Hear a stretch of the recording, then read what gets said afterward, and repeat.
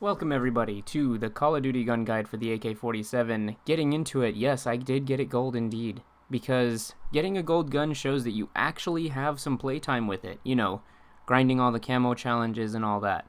So, AK-47 is already a very, very strong gun in Call of Duty. Now let's get right into stats. So damage-wise, even with the patch, we got 38 damage, 600 RPM, rounds per minute.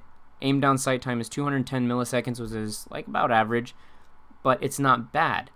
Of course, you can increase your ADS time by changing the stocks, but the strength in this gun lies in the fact that it has 600 rounds per minute, which is it's a perfect range. It's not too fast, not too slow. And I say not too fast because it's not hard to control. Now, when it comes to magazine attachments, the VDV 50 round mag is going to give you a 0.87 second reload time, which is less than a second, guys. That's insanely fast. So if you want to not get caught reloading and dying all the time like I do, get the VDV, because it's definitely worth it. But all the other ones, like the 40 round speed mag, actually is unlocked early, and it's very, very close to that 1 second reload time. So I also highly recommend that. Now with the AK-47, you do have to remember that this thing is kind of inaccurate hipfire, but it's not too bad. With a steady aim laser, we can fix that. And let me show you the no recoil build, which I'm pretty sure you're all here for. We got the muzzle brake 7.62 because it decreases vertical recoil without affecting horizontal recoil, guys. That's key. We're going to do the VDV reinforced barrel because it capitalizes on fixing our bullet velocity. Spetsnaz speed grip because it fixes horizontal recoil, Grew elastic for aim down sight time, and our KGB skeletal stock because it also gives us sprint to fire time, which is pretty key with this. So do keep that in mind when you're trying to build it. Sprint to fire time is very vital when you're trying to do an accuracy build because you gotta outsnipe, you gotta kill people who are trying to Chris Kyle you, okay? Always gotta outdo them. Highest damage and range. RPK barrel is actually really good for headshots because now with the update, it takes 4 hits to the head to kill for a headshot. I don't know what it is with Activision, but it seems like they don't like headshots. So our new multiplier for the AK-47 for headshots is now 1.2. It was 1.4, and you would think that it wouldn't matter that much. But the fact that they changed it changes it from a 3-hit headshot to a 4-hit headshot now. And if you have the RPK barrel, it is a 3-hit headshot instead of a 4-hit headshot. But like I said before, the RPK barrel to me is not worth it because it completely decimates your horizontal and vertical recoil, which you're trying to mitigate as much as you can with this gun. And if you're going long distances, I don't see why you would actually pick the RPK barrel just because you're trying to get that accuracy in, and that barrel kind of smothers it, you know? So I'm thinking the RPK barrel might be a little better choice if you're trying to run and gun, which is really weird to say because it's a 20-inch barrel, and it definitely does not look like it would be ideal for run and gun. But close quarter combat with the RPK barrel, I think would do you better because close quarters, it's a lot easier to hip-fire headshots than it is to aim down sight headshots. So if you do kit it out with that, get a 5 milliwatt laser and a foregrip, I think you'll be just fine with the hip fire spread.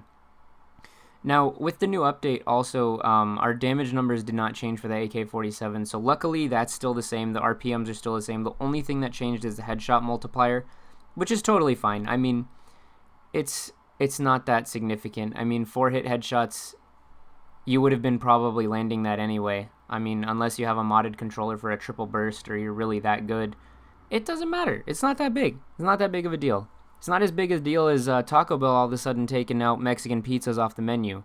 I'm pissed, and I'm going to pull a Karen and write a freaking note to corporate. But anyway, guys, AK-47, strong rifle. I highly recommend it. I think it is honestly one of the strongest assault rifles you can get. Maybe it's on par with the Krig 6, but I think the Krig 6 is actually pretty good. With the new changes now, the Krig 6 lost its strongest point, which was its headshot multiplier. So, maybe the AK-47 is still on par with the best assault rifle in Call of Duty Cold War. I guess we're going to have to find out. This assault rifle, unlike the FFAR, which shoots too fast, again, it's perfect. The fire rate, beautiful. Iron sights actually are pretty good. I don't think you would actually need sights in my opinion, but that's totally up to you. That's aesthetics. I don't know how your eyes work, so take them if you want. Completely up to you. Anyway, this is a 4-shot kill up to 38 meters. After 38 meters, you're looking at 5 shots to kill, which again, guys, that's not that big of a deal. I know a lot of people are going to freak out and say, 5 shots, that's a lot. Buddy, 600 RPMs, man. It doesn't take that long to kill things with this thing. This thing can be a freaking laser beam, man. Let me tell you. So, strengths of the AK-47. Just to recap, little to no recoil, fire rate, hip fire, fastest time to kill up close in assault rifles, and it's a 4-shot kill rifle, now headshot or body shot. So no matter if you're aiming at someone's thick ass torso or big ass head, don't matter, 4 shots. I, for one, don't agree with the changes. I think it's kind of weird that headshots with a 7.62 round from an AK-47 don't give you bonus damage, but I'm guessing they're trying to build up or balance more of the weapons so we don't have problems. I don't know how headshot multipliers would do that, but hey, I'm not a dev for a reason, right? The AK-47 would be a god gun in my eyes. But going along with it, attachment-wise, I do believe you can actually kit this out in so many different ways. You can go CQB, you can go long range, you can go mid-range. That's why I think it's the perfect rifle. RPK barrel, definitely give it a shot up close because accuracy and horizontal and vertical recoil don't really matter up close as they do far away. You're definitely not going to be picking people out with the RPK barrel or even getting them on the dunes. If someone's sniping you, they're going to catch your ass before you catch that booty.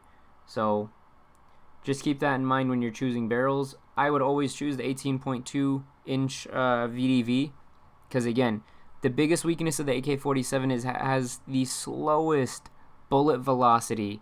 Like, guys, I shit you not, it is the slowest bullet velocity out of all assault rifles. So other than that, guys, I hope you guys enjoyed. I hope you guys have some fun with this gun. Catch you guys in the next one. Peace out. Keep the grind on.